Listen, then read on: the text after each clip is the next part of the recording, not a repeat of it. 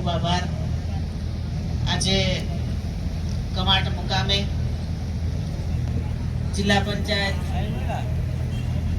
દ્વારા જિલ્લા કક્ષાની પશુપાલન શિબિર, જે આપણે સૌ જાણીએ છીએ કે આપણે ખેતીની સાથે સાથે પશુપાલનનો પણ વ્યવસાય કરતા હોઈએ છીએ, તો એને ઊંડાણપૂર્વક તમને માહિતગાર કરવા માટે આજની આ શિબિર મંચ ઉપર ઉપસ્થિત આપણા સૌના લોકપ્રિય હર હંમેશ આપણી ચિંતા કરતા એવા 138 ભાવી જેતપુર વિધાનસભાના માન્ય ધારાસભ્ય ભાઈ શ્રી જયંતિભાઈ, સાથે જિલ્લા પંચાયતના ઉપપ્રમુખ ભાઈ રંજીતભાઈ, સિંચાઈ સમિતિના ચેરમેન બેન નૈનાબેન, ગોવિંદભાઈ, જિલ્લા પંચાયતના પૂર્વ શિક્ષણ સમિતિના ચેરમેન બેન ભાવનાબેન, દંડક સુરેશભાઈ, ગિલુબેન, જિલ્લા પંચાયતના સભ્ય સુતનભાઈ, લવિંગભાઈ, આગેવાન એવા વિજયભાઈ, તાલુકા પંચાયતના પ્રમુખ એવા મિલનભાઈ, જિલ્લા પંચાયતની પશુપાલન વિભાગના અધિકારીગણ અને ખૂબ મોટી સંખ્યામાં અહીંયા ઉપસ્થિત સૌ ખેડૂત મિત્રો.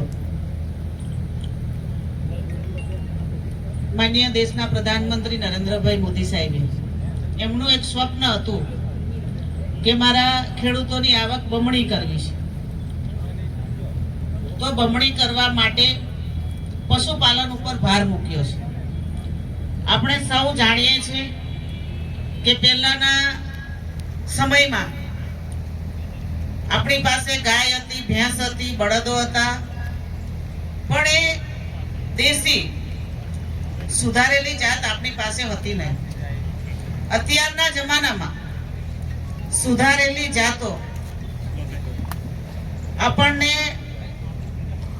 ખેડૂતોને આપીને વધારેમાં વધારે દૂધનું ઉત્પાદન થાય અને ખેતીની સાથે સાથે દૂધના વ્યવસાયની પણ તમને રકમ મળે, એનું એક સ્વપ્ન દેશના યશસ્વી પ્રધાનમંત્રી આપણે ગુજરાતના મુખ્યમંત્રી ભૂપેન્દ્રભાઈ પટેલ સાહેબનું છે.